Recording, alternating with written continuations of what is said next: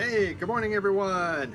Welcome. Another Sunday morning, bright and early, and it's time to show some records. And actually, I've been on a kind of this.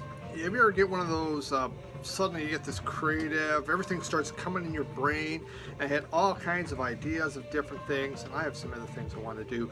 But first, I want to go through the new vinyl because, as usual, I want to get it filed away so I don't have to have it out here. So, we've got a lot of neat new things that I'm going to show you. Today, it's brought to you by Dem Two Brothers Barbecue. How about that? Isn't that not a neat shirt on there? Look at that, huh?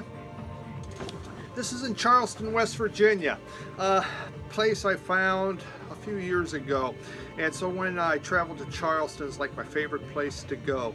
I took my boss flew in one time. I'm taking him there and I go, do you know where you're going?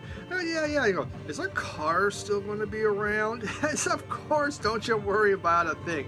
I tend not to worry about stuff. The neighborhoods really don't matter that much to me. It's the food. Finding food. This was great barbecue, so Dem Two Brothers, if you're in Charleston, West Virginia, you gotta look there. Don't worry about the neighborhood. Your car's gonna be just fine. Trust me. Mine's always is. So, all right, let's see what we got. We're gonna start. This was a really, I'd never seen this album before. It's Michael Hurley's, and the name is Hi-Fi Snock Uptown. Isn't that neat? Hi-Fi Snock Uptown. How do you come up with that? Michael Hurley is a folk singer. He was born in '41, and he was big on the Greenwich Village scene during the 1960s. And this is his second album. Actually, a friend of his got him onto Raccoon Records. Now, Michael Hurley's also a cartoonist. So who you see here is Jocko and Boone. That's Jocko and Boone, the two wolves. And you'll see those on a lot of his albums. It's part of his creation. The other thing is, it's called Hi-Fi Snock Uptown. What is Snock?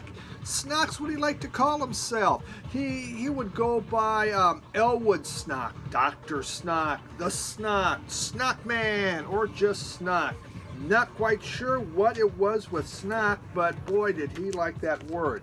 So this was kind of an interesting album that I found when I was out there. There's the back. It has this nice little paper on there, talks about it, and he has his cartoon that he drew. The album itself is on. It's a promotional. Oh, look at that. Raccoon Records. From Warner Brothers. Raccoon Records from Warner Brothers. Never seen that one. Can't say I ever heard of Raccoon. But Raccoon Records was a friend of his that was at a record company. And so he made this one. And so, what Michael Hurley is most known, at least from what I know, is the Holy Modal Rounders. And that came out in 1976. And some have considered it to be the greatest folk album of all time. I bought that on CD because it was just like one of these important albums. But this was a neat find that was out there. It wasn't the cheapest thing I've ever paid for, but great listen. Folk music with a twist. Yellow Brick Road by Elton John. Wouldn't you think I would have had that one? I do on CD, but I'd never bought the album. And I've seen it out there, but it wasn't the trifold. And I just like that. Every song's on there, lyrics. Everyone's probably seen this already. I've never really looked at it. I pulled out my CD because I didn't want to stand up and keep flipping records. And they had all the pictures in there, but probably one of my favorite Elton John albums on here. Really, my favorite song on this is Funeral for a Friend. I just think what a wonderful song. The piano on that is beautiful. Of course, Benny and the Jet. Benny. Ultravox. This came in. This is 1984. They first started in 1977, right when punk was getting going. Out comes Ultravox. And Ultravox was, it was kind of this between glam and punk is where they were at when they came out. But they really brought in synthesizers and one of the people that originated the new romanticism that went into the 80s. This is the first album that they produced themselves on here. And it had the hit One Small Day. great album, you know, for Ultravox fans, you like it. If you're a synthesizer kind of person, this is great. If you don't like synthesizer, stay away. Fun. I like Ultravox. All right, blind buy here. It's Pete, I want to say it right, Kokkonen, Pete Kokkonen, I don't know. Why did I buy this? It had a kangaroo. Yeah, that was it. I picked it up. I go, look at that. There's a kangaroo. That's kind of neat. It must be Australian. No, it's not. It's this guy. He's an American. Look at that. Oh my God. They're dead. Oh, kind of a sad cover on there. This it's a crazy kangaroo. Black Kangaroo is the name of this group. This guy's brother, Peter's brother, was in Jefferson Airplane. He also played in Tuna Fish on their Jamoa? Don't remember. But so his brother, his older brother, was playing with Jefferson Airplane. This guy has done work with Jefferson Airplane and a variety of other groups, but this was his first album, and you know, with the group Black Kangaroo, and he's still recording as a solo artist. Kind of a blues rock from 1972. It was a very nice album. Totally enjoyed it. You know, it wasn't like, you know, crazy guitar work or anything like that, but the songs were good. It was you know, it was a memorable listen, so I liked that, and it had a big ass kangaroo on the back. You can't go wrong when you got kangaroos. This was a neat find down in Ohio.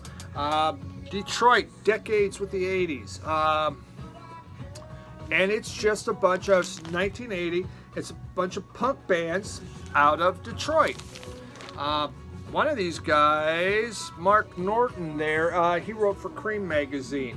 Now, someone is either on the vinyl community or the Michigan record club that I'm in, but this was from an actual comic strip. This was taken from an actual comic strip, and I was trying to find that information, and gosh darn if I couldn't locate who had sent that to me, so I apologize. But just from Detroit, a bunch of punk bands. So really fun album, you know, a nice compilation to hear what was going on in Detroit at that time. This was another neat buy, The Badge Man. The Badge Man. Okay, this is from 1990, The Badge Man. These guys were out of Salisbury, Wiltshire, up in England. Probably said that one wrong. Wiltshire, The Badge Man. Now, what's The Badge Man? What's that? They took this title, JFK Conspiracy Theories. You know, if you look, there's a picture. There's a guy out there with a badge on him, but no one knows who he is, and they think, is he part of the conspiracy? So that's where they got the title. You know, this was, again, a blind buy. Had never seen it. It was a sealed album. You know, $2 sealed album on there. Paper House Records. Kind of a fun back there. Isn't that fun? Kind of shoegaze rock. Yeah, it was really hard to classify. It was out of England. You know, some said shoegaze rock, alternative rock, you know, British rock from the early 90s. I really, really liked it. They only made 2 albums. This was one of them. And great listen to. The Kings of the Desert. Actually, this is their second album, The Kings of the Desert. They might have had one about 6-7 years later, from 1990. The Badgermen. The Badgermen. Great find. I like those blind buys. And then I popped in and look at that. Scary. How about, yeah, these guys look a little crazy. And it's the Dwarfs. And there's Free Cocaine. So first I just wanted to tell you something.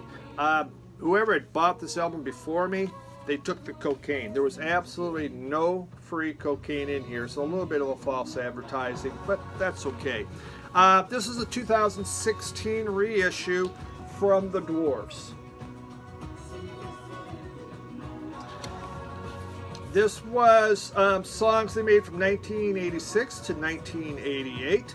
These guys started in Chicago and eventually made their way down to San Francisco. One thing about the Dwarfs, if you want a song over 1 minute long, probably not going to happen. These guys, you know, they seem to have, they're kind of angry about most things, or they're, well, let's say it's not PG, or definitely not G-rated. But their songs tend to last less than 1 minute long. They're quick, they're fast, and away they go on to the next song. Energy, energy, energy. You know, they went to punk, they became more hardcore, but here's more in their punk stage. I enjoy the Dwarfs. But it's definitely, you know, it's not something you sit and really relax to and go, hey, let's just have a relaxing evening, honey. Let's put on the Dwarfs. But if you need to kind of go tear down something or be mad at the world, the Dwarfs is a good way to go. This was an interesting find. This is from David Byrne, Forestry. I really like that picture on there, okay? So this is an extended play. It's a promotional. I mean, there is nothing on that label. And it would be modern classical to some extent, house music, electronic music. The main song is Ava on there, or Ava, and it's cello driven, and it's a beautiful cello. Then on the second side they start to put a dub on there, some space dance mix, and another less space dance mix. Beats me. I bought it because David Byrne was one of his albums, and I liked the album cover, so it was nice. It was good. It was different. All right. I was happy to find this one. Big Bill Broonzy. Big Bill Broonzy, Big Bill's Blues. This was from 1958. Big Bill was born in the early 1900s. One of 17 children. Can you imagine that? 17 children. But at an early age, you know, he took a cigar box and he made a fiddle. And he played fiddle as he was growing up, but eventually he switched over to guitar. And he began recording with Paramount Records in the 1920s. He recorded in the 1920s, 1930s, 1940s.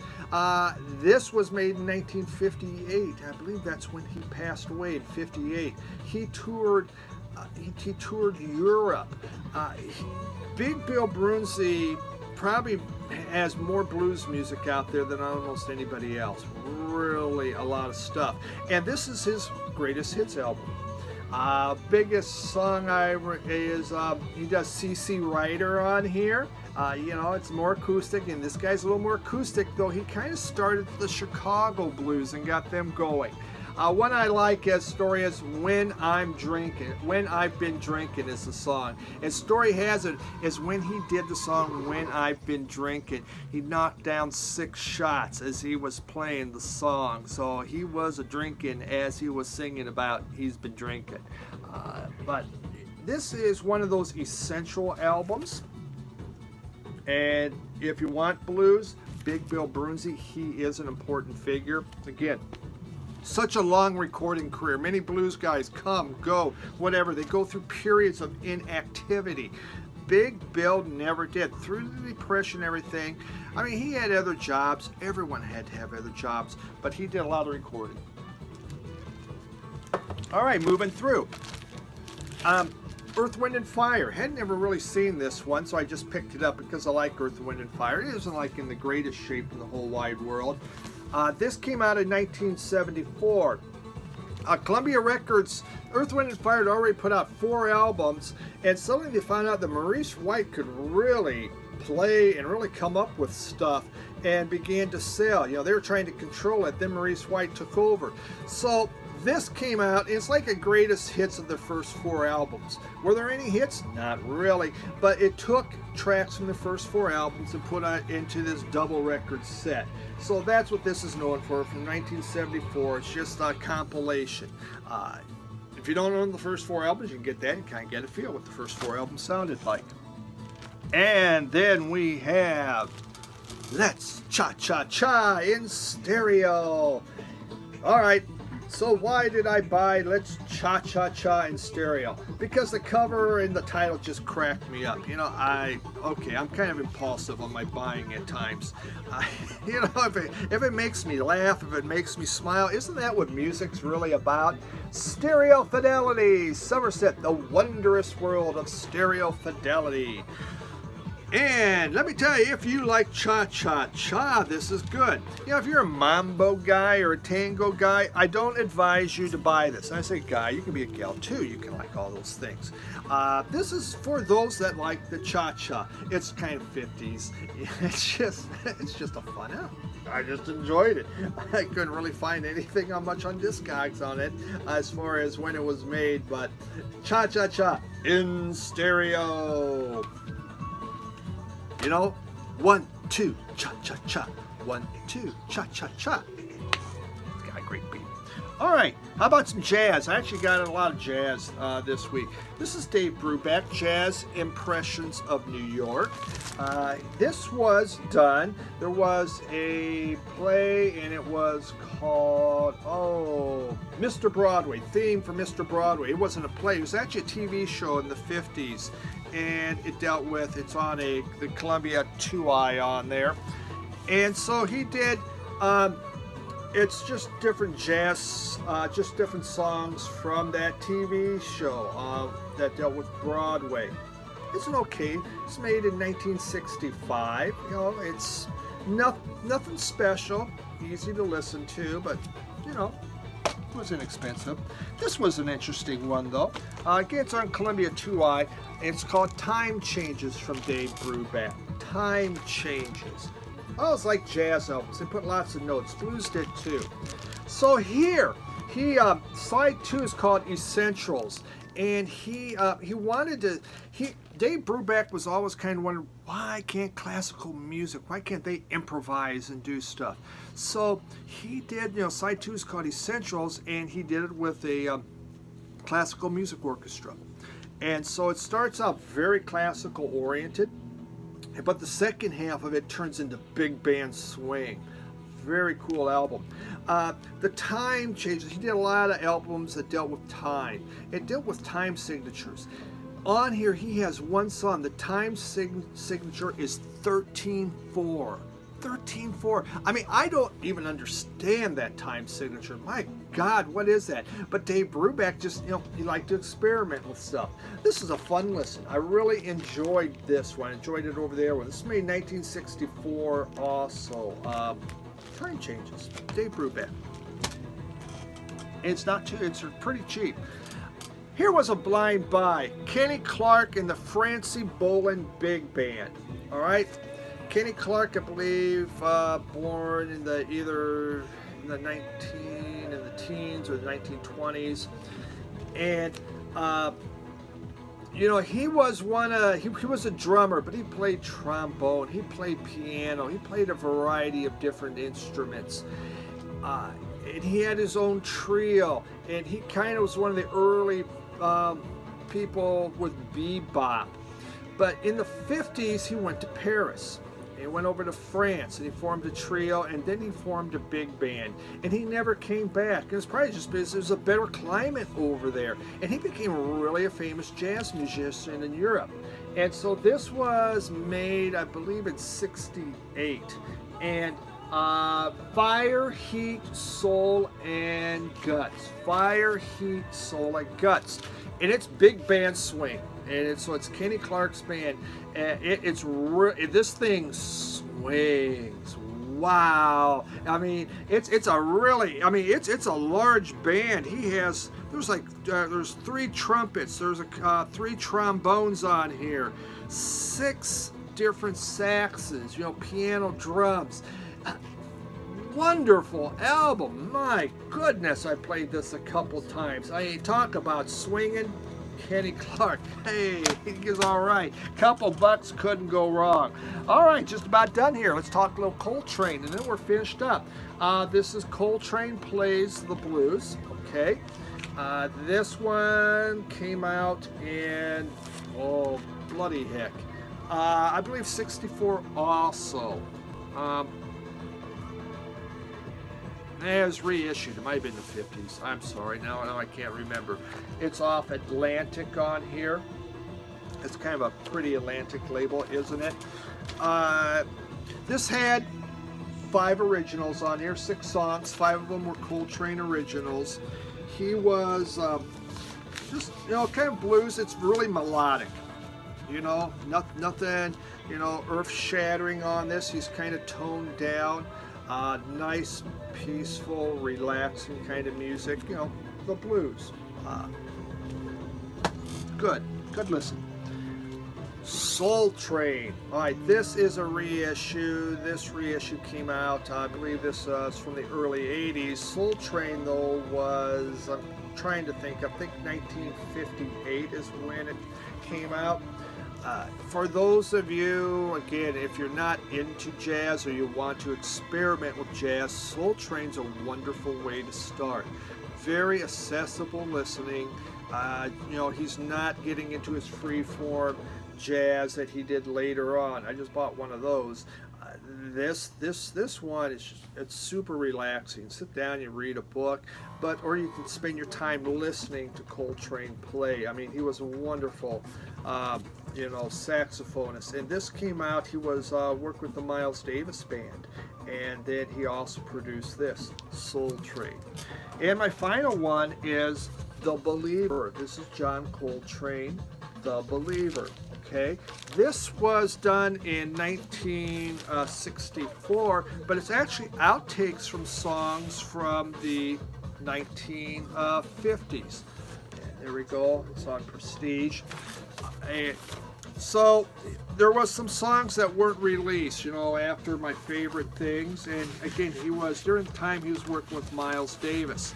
So in the 60s, 1964, the record company goes, well, hey, look at this. We found a bunch of tracks that haven't been released. Let's put them on an album. And so they did, and this is what they came up with, John Coltrane's The Believer. And nice listen.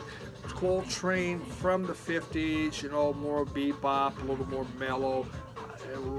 Did some really wonderful albums during that time, and this is just another good example of it.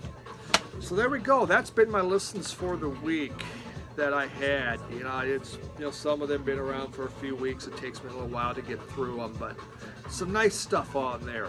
So got some other stuff I'm going to be putting out here. I'm just getting it all ready, some different videos to answer some of the threads that have been out there. But hopefully you enjoyed what you saw. Some really nice listens that I had this week. If you've been wondering, the music in the background has been Afro-Celt. Really like Afro-Celt on there. I think they've made some neat things. When you take African rhythms and mirror them with the Celtic, violins and the different Celtic instruments. Can't go wrong with that. It has 2 of my favorite things, African and Celtic music. So, once. All right, that's it. Kind of short for me, that is. I thought I could make them all really short. So thanks for listening. Thanks for watching. Thanks for subscribing. Enjoy your week. And don't forget, go to Dem Two Brothers Barbecue whenever you're in Charleston. Tell them Steve sent you. They won't know who the hell that is, but doesn't matter. Just tell them anyway. Thanks a lot.